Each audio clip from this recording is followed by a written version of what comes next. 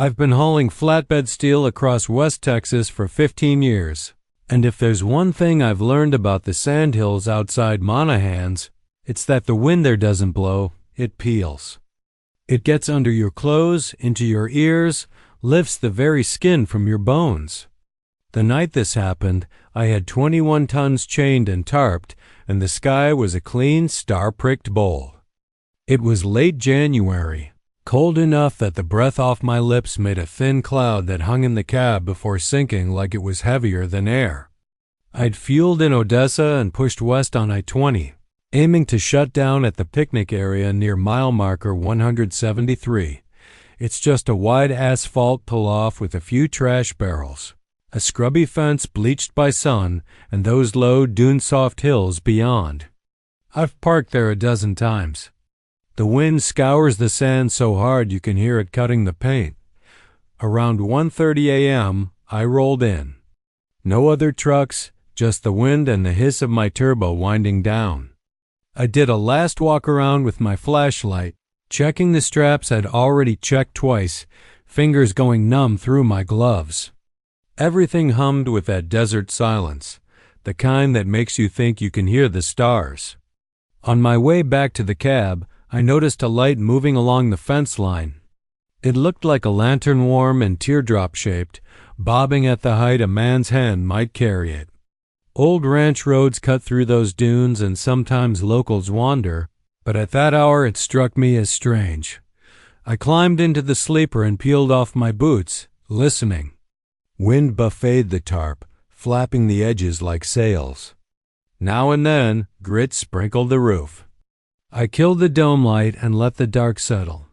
The lantern glow kept drifting past the passenger side window, slow as if whoever carried it was dragging their feet. The fence wire sang under the wind in a high, whining note. I told myself it was a ranch hand checking a line or someone night hiking. I've told myself a lot of things at 2 in the morning. The first knock came while I was mid-yawn. A crisp, hollow tap on the passenger door, knuckle to metal. No rattle, no shout. Just a tap, then another. I reached for the dash light and hesitated. Some drivers will tell you never to turn on your lights if you aren't going to open up. Gives you away. Instead, I slid forward, keeping low, and cracked the curtain just enough to peer across the dash dot. There was no one there. No silhouette, no boots on the ground, no breath on the glass. The lantern glow hovered farther off by the fence, steady as a heartbeat. The wind had fallen to a soft hiss, the way it does right before a gust. Tap, tap. Same spot. Measured, patient, like the person doing it had all the time in the world. I locked the doors out of reflex, even though I always lock them. "Can I help you?" I called, voice steady, doing my best impression of a man who keeps a shotgun in reach. The only answer was the tarp crinkling over my load and, under that, something else a faint, dry skitter like beetles under leaves. The lantern lifted a little, as if whoever held it had turned to listen. The glow brightened, then dimmed into a redder tone, like a coal taking breath. I'm not a man to spook easy, but all my small hairs were standing. I thumbed the air horn twice, a courtesy blast meant to warn off anyone messing around. The sound rolled out across the sand and came back smaller, like it had gotten lost. Then the weight shifted on the truck dot. It was small at first, a flex in the springs, a low creak from the frame, as if someone had hoisted themselves onto the step and then onto the fender. Then a soft thud overhead. Another, slow, deliberate. I could feel each step through the cab, the way you can tell what kind of freight you're hauling by the way it moves. Not a cat, not a coyote. Too heavy. Slow enough I could count between them. 1 Mississippi, 2 Mississippi. The wind dried up completely. The fence stopped singing. I grabbed my flashlight, meaning to slam open the driver door and catch whoever it was. But something in me hated the idea of being between the door and the dark. Instead, I leaned to the passenger side and flashed the beam up. The cone of light died against my own mirror glass, blinding me with my reflection. By the time my vision cleared, the steps had crossed to the middle of the roof. I heard them above the sleeper, right over my chest. Dust cascaded down along the wall as if sifted from the seams. I could picture the flat of a hand pressed to the metal, feeling for warmth. "Hey," I said again, useless and thin. The lantern by the fence rose higher, not closer, until it seemed to float 5 feet above the wire. The shape of it thinned, stretching, and for a few seconds it was shaped like a man's head turned sideways, a long, pale ear, a mouth that wasn't a mouth. I blinked, and it was only a glow again, pulsing with the wind. On the roof, the steps went to the back. Something tried the door to the headache rack. The latch rasped. It knew exactly where it was going. Then, like a hand dragging slowly along the tarp, I heard a series of small searching touches, following a strap down and down until they reached the bungee hooks. The hook pinged as it let go. Another. Each time, the tarp shivered as if something thin and deft had slipped under the edge. Sand hissed, pouring, and the smell that came off the load wasn't steel anymore, but something like old paper and mouse nests, and the underside of a sun-baked board. I was moving before I knew I was moving. I cranked the engine and dropped the brake. The gauges flicked to life like startled eyes. As the truck rumbled, the weight on the deck froze. For a second, I thought I'd imagined everything, that the wind had played tricks, that the lantern was a star smeared by my windshield. Then something heavy slid across the tarp, low and darting. It hit the headache rack with a thump that rattled the cab. The lantern went out. Not faded, snapped, like someone had pinched the filament. In the sudden black, the engine felt too loud and not loud enough. I eased the clutch and rolled forward, telling myself I would creep away, merge, and not stop until Fort Stockton. The thought felt like a rope in my hands. Whatever was on the deck moved with me. The frame groaned. I could hear the chains vibrate, their pitch rising as the tension changed. 10 feet, 20. Past the fence. Onto the shoulder. As my headlights washed over the scrub, the sand ahead of me flattened into a pale, slick sheet, all gloss where the grains should have been. My front tires hit it and the steering went weird, light as if the road had vanished under me. I kept it steady and fed a little more throttle. Something tapped the back window of the sleeper from inside the deck, from the wrong side of the glass, 3 times, polite as the first. Not a fist. A nail. The sound had a tiny metallic echo, like it had come through hollow places, through chain links and ratchet teeth. I didn't look. I put my eyes on the white line and held the wheel dot. By the time I cleared the dunes, the wind came back. It built in a single breath from nothing to a steady 30 that rocked the cab. With it came the normal noises, the whistle past the mirror, the rattle of the antenna, the flap of the tarp I'd convinced myself was tight. When I finally checked the mirror, the lantern glow had reappeared at the fence, right where it had started, a fixed star with the wrong color. Next morning in daylight, I pulled into a yard outside Fort Stockton to retarp. Every hook was still in place, every strap tight. The only thing wrong was a faint crescent scuff on the headache rack the size of a thumbnail, low down where a tall man would have to crouch to make it.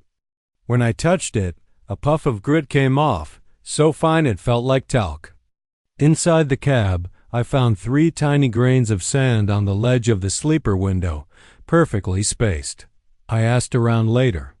Old hands said the dunes eat things: fence posts, cows, even a car once. They said that wind moves like water and sometimes it carries old stuff with it. Nobody mentioned a lantern. Nobody admitted to hearing footsteps on their roof.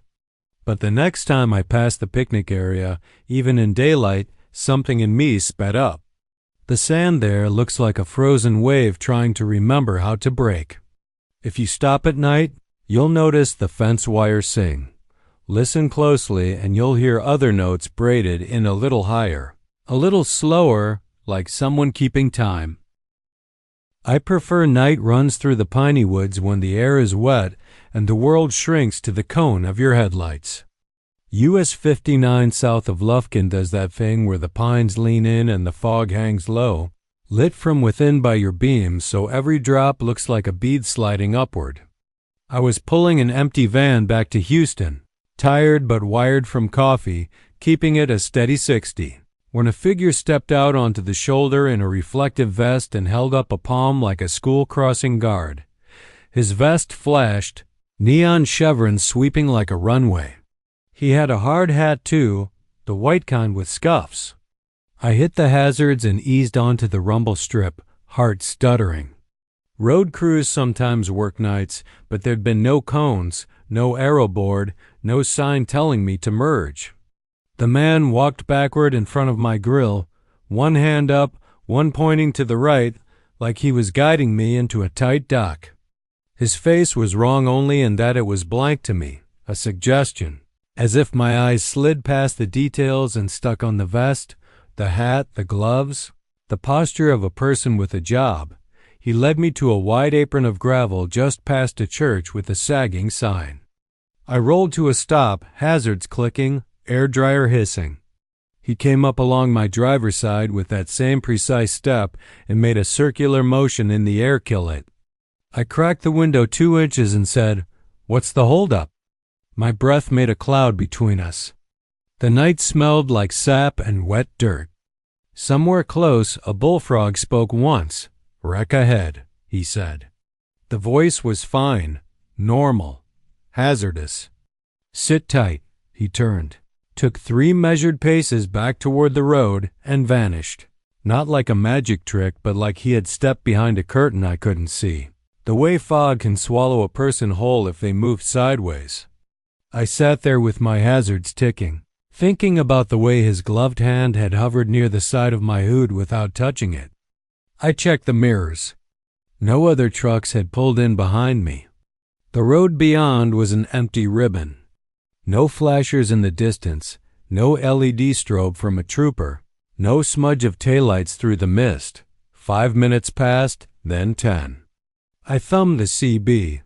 Southbound 59 near mile marker 247. Anyone got eyes on a shutdown?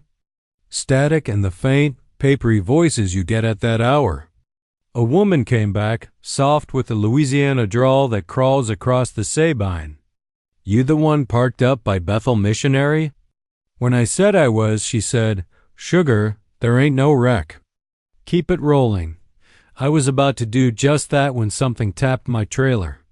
A precise rap near the rear, like a wrench to aluminum. Then another at the landing gear, a hollow, resonant dong. I looked in my west mirror and saw only fog and the faint red blink of my hazards reflecting off it. The cab felt suddenly small, as if the sleeper had crept closer to my shoulders. I killed the hazards and brought the engine to life.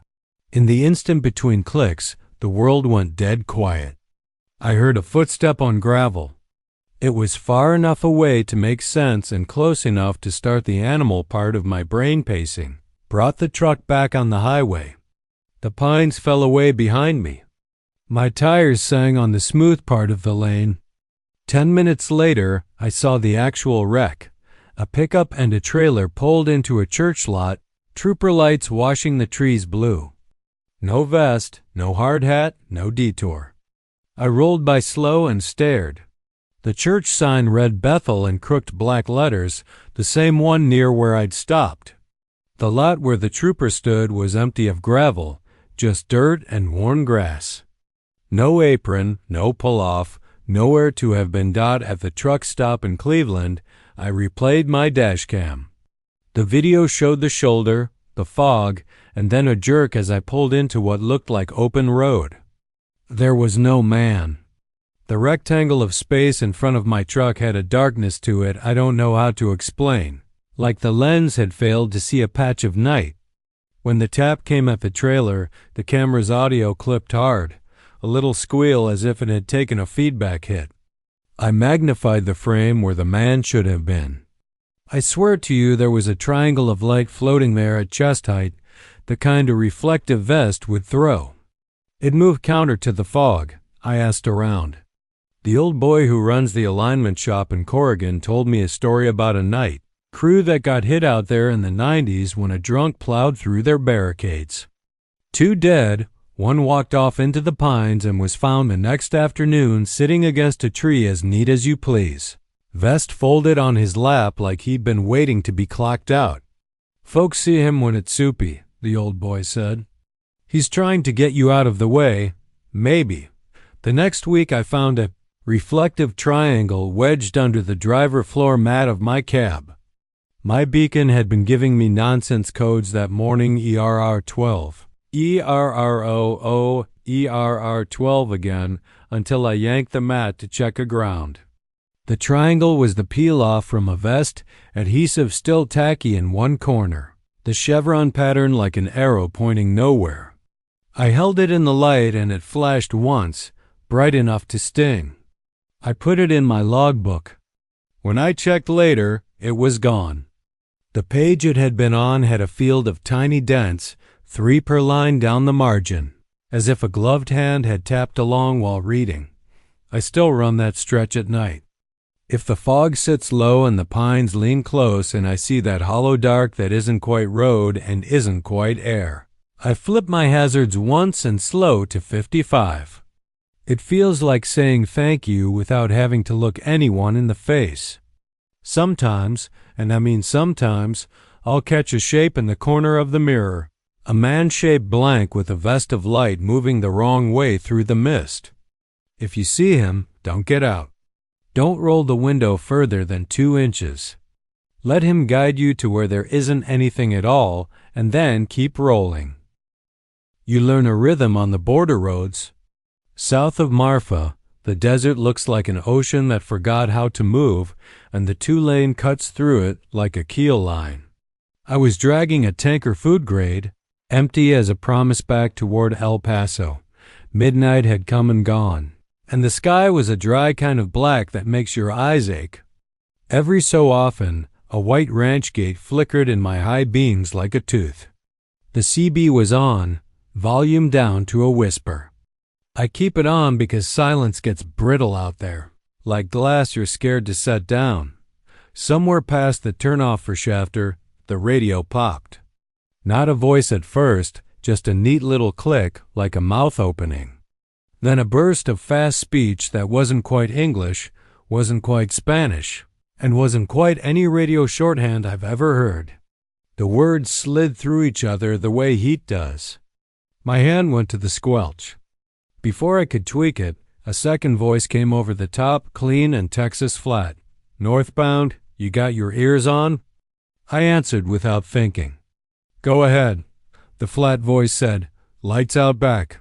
I checked my mirror and saw my marker lights glowing just fine. Say again?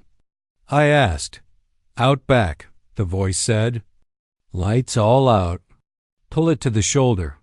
I told him I'd make it to the next wide spot and do a walk. I thumbed the switch on my O-lights and watched the reflection in the tanker's belly. Everything was lit. The tanker made me look like I had a second truck riding alongside me, a shadow rig welded to my own, perfectly matched. Northbound, another voice said. This one a woman, high and clipped. You're leaking. I almost laughed. I was empty. Copy negative, I said. She's dry. Put it down, the first voice said. I could hear the engine of whoever was talking, a deep, even note like an old Detroit running smooth. No headlights came up behind me. The desert left nowhere for anyone to hide. I eased onto the shoulder where a metal cattle guard crossed a dirt track. The sound of my tires over the grate rang like a dull xylophone. I stepped out into the cold and the smell of creosote. Wind slid under my jacket and lifted the hair on my arms. The sky was so clear the Milky Way looked spilled. I walked the rig, tapping every light. When I got to the back of the tanker, I smelled salt, sharp, and clean, as if I'd parked beside the Gulf. I put my hand on the stainless and felt a cool vibration like breath. The CB clicked again. You see it? Someone asked. The voice came thin and far, like it was traveling along wire. See what? I said. The radio hissed like wind in tall grass. In that hiss, I heard my own voice answer from a distance, delayed by a heartbeat, saying, "See what?" in a tone that made my teeth ache. I turned slowly. My shadow on the ground looked taller than me, stretched wrong by the tanker's curved belly. The reflection on the metal showed a man stepping out from the passenger side of my cab. He wore my jacket, my hat, moved like my body moves when it's sore. He closed the door soft and came back along the tanker with a hand outstretched to steady himself, eyes on the lights as if he were looking for a bad ground. He wasn't there on the ground, only in the mirror, only in the perfect, liquid version of the world the tanker made. I stood still and watched him stop where I was, turn his head, and look at me. He should have been looking straight at his own reflection. He wasn't. I couldn't see his face because the tanker doesn't show faces well. It shows outlines and glows and the suggestion of eyes. "Northbound," the flat voice said in my ear. "Do not let him speak." The man in the mirror raised a hand, palm out. "Hello," the radio popped. The woman said, a little frantic now, "Get back in your truck." I stepped toward the cab. In the tanker's belly, my other self stepped to block my way. He moved smooth, eager almost, the way you move when you see someone you've been waiting on. He put his hand out. His palm on the metal made no sound, but my own palm, inches away, felt cold, like there was glass between us with winter on the far side. He leaned in as if to speak through the mirror. I couldn't make myself look at where his mouth would be. "Don't," the flat voice said. "He'll need a name." The word "need" banged around in the cab behind me as if it had mass. I backed up. The smell of salt sharpened until it tasted like pennies. In the tanker, the other me backed too, smiling in a way I felt in my jaw. I climbed into my seat without looking at the mirror and pulled hard onto the blacktop, tires spitting gravel. The radio went dead and then came back full of normal, boring chatter. "Scale house at Sierra Blanca open. Watch your speed at Kent. Anyone got a 20 on the fogged out an hour later." I pulled into a lighted lot and finally looked at my tanker. My face looked back at me in that awful stretched way. I raised my hand. My reflection didn't. For a second, the stainless showed two trucks, mine and another, identical, slightly offset. Then the light hit just right and the second bled into the first like oil into water. I still run that road. I keep the CB low because I can't stand silence out there, but if I hear that clean, flat voice, I kill the volume. I don't walk the back in the dark anymore unless I can put my shoulder to the tanker and feel it thrum with my own engine, the only heartbeat I trust. Sometimes I smell salt where there ought to be dust. Sometimes the cattle guards sing higher than they should. I don't look in the belly of my trailer when the stars are bright. If anything ever steps out of my passenger door without touching the ground, I won't wait to see if it needs my name. The storm warnings were out of Dallas all day, green blobs dragging hooks across radar screens in the break room. By the time I cleared Waxahachie southbound on 35E with a reefer full of produce, the sky ahead had that bruise color you only see in spring, where the clouds stack like 2x4s and lightning stitches them together. Dispatch said get it as far as Waco and call it if it got bad. I rolled steady, keeping one eye on the anvil edge building to the west. My reefer unit hummed its lazy sawtooth song, temp steady at 30-4 just north of Hillsboro. The way station sat dark, open sign unlit, lot empty except for a row of white trailers backed along the far fence. Lightning flexed, lit them up a half second at a time, identical 48s with no logos. Doors shut, frost blooming around the hinges like breath on glass. It was 80 degrees and the air felt like soup, but those doors had frost, a fact I tucked away and didn't admire. Wind hit crosswise and shoved my trailer a half lane. The first fat drop slapped the windshield. I took the next exit and rolled into the way station lot to ride out the worst. Rain came like beads on a chain. In seconds, the world outside was a white curtain. The reefer changed pitch, a little higher as the compressor dug in. I sat with my hands at 10 and 2 and felt the cab rock dot between the wipers. I saw a figure moving along the row of white trailers. Not running. Not walking exactly.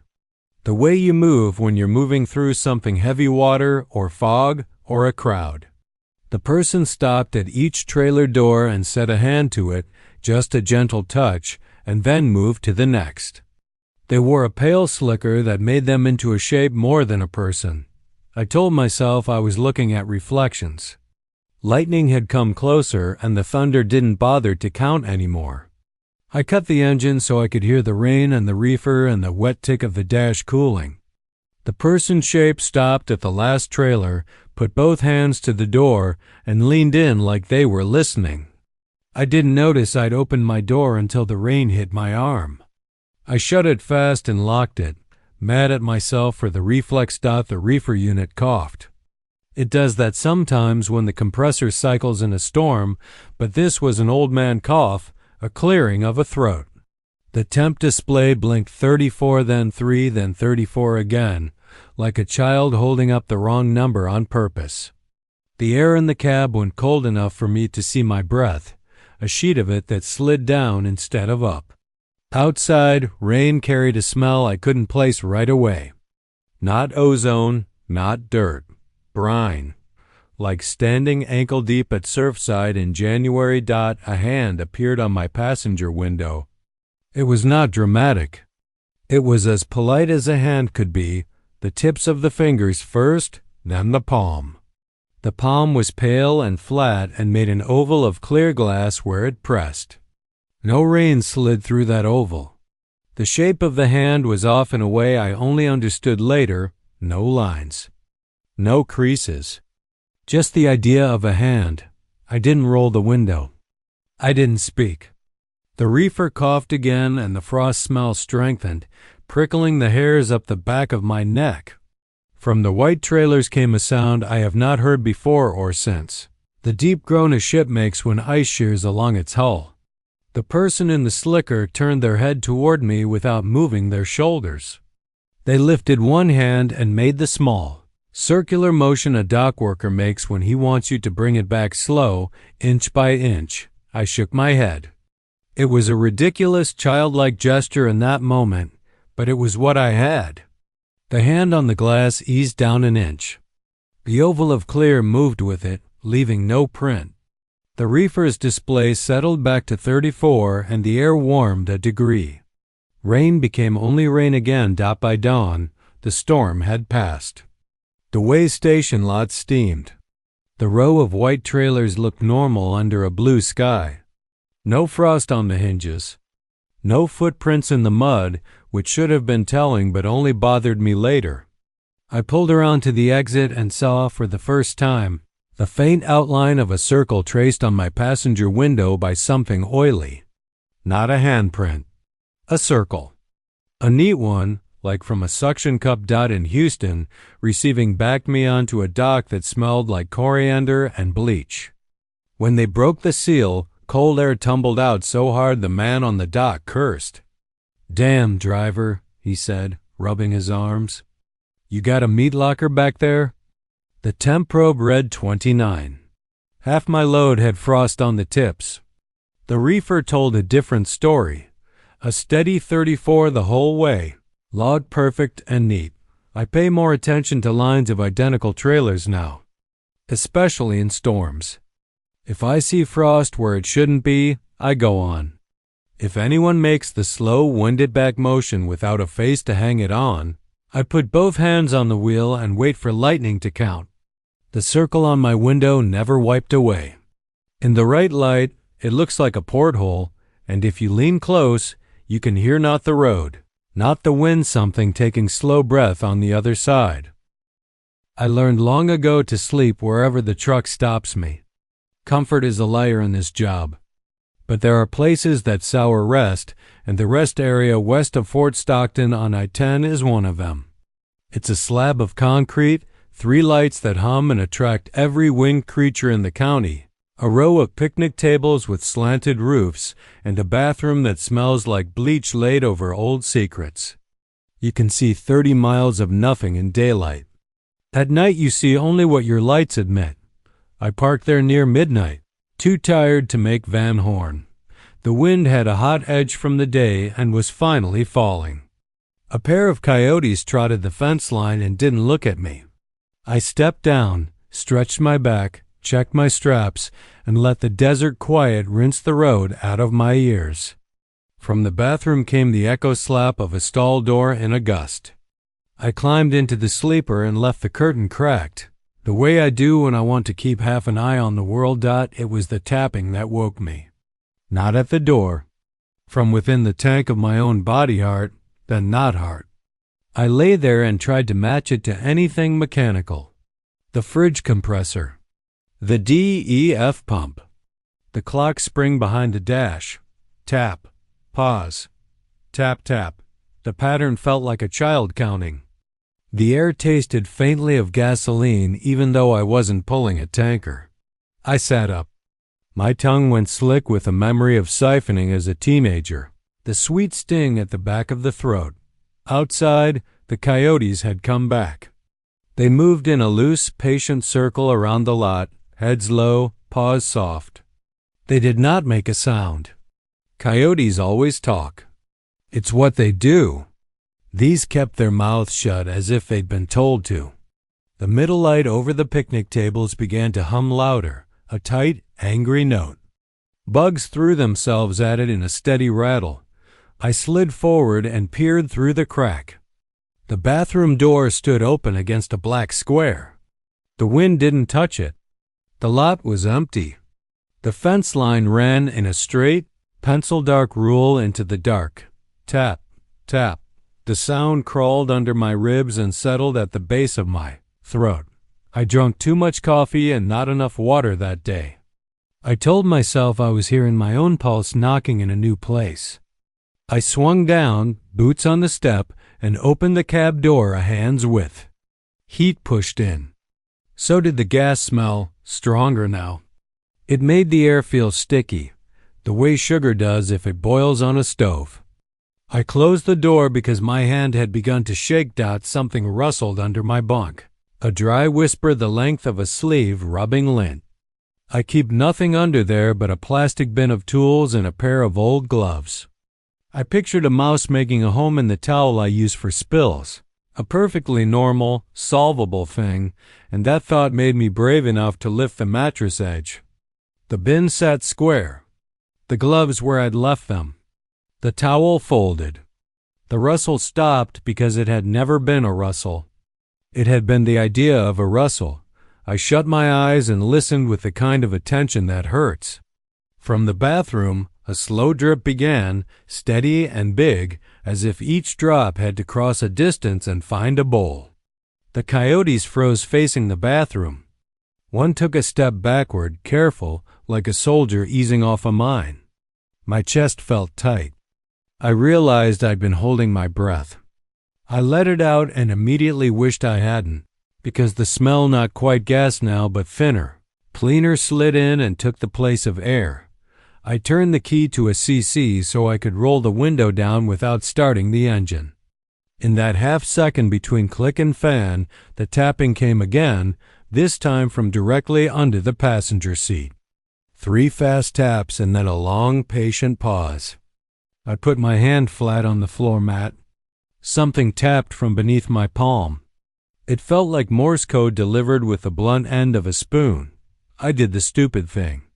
I said, "Hello?" Soft, as if sound had weight. From the bathroom, the drip stopped. The light over the picnic tables went out and back on with a wheeze.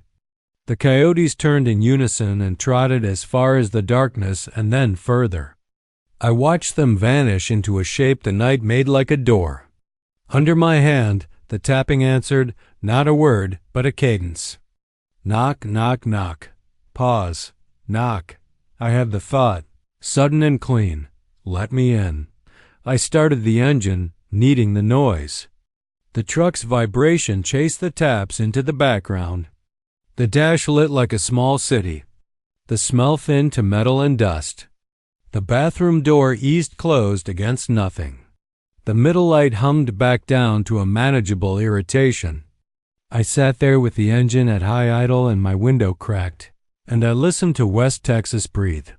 I don't stop there anymore, even if I'm down to fumes. If I have to, I leave the engine running and the radio low so I can drag the noise around me like a blanket. I put a rag in the vent on the passenger side when I sleep to tamp down any sweet tang riding the air. That tap lives in me now. Sometimes, parked on a bright lot in San Antonio with the sounds of other people living their lives all around ice chests, laughter, the squeak of a doll's wheels, I will lay my hand on the floorboard and feel it answer from the wrong side. If I say hello, the drip somewhere starts again. If I look up at the lights, a moth will slap once, white and stiff, and then fall like a coin. The only rule I made for myself after Fort Stockton is this: I will not knock back.